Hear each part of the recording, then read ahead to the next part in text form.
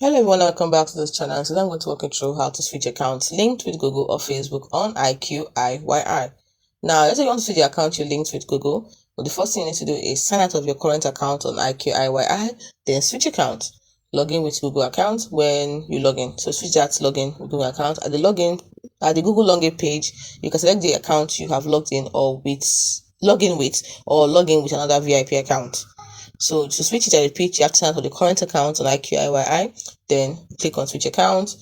Then at the Google login page, you can select the account you have logged in with or log in with another VIP account. Now, if you want to switch the account linked with your Facebook, you can simply sign up for the current account of Facebook, then sign in again with the linked account you want to use or the VIP linked account, then sign in again with Facebook on Iqiyi. Now, if there's no Iqiyi account that can be found in your Google or Facebook account, or you're unable to confirm the account that you have connected to, but the account has connected to an email address or has a password or has had a password, try logging in with your email address and your password instead.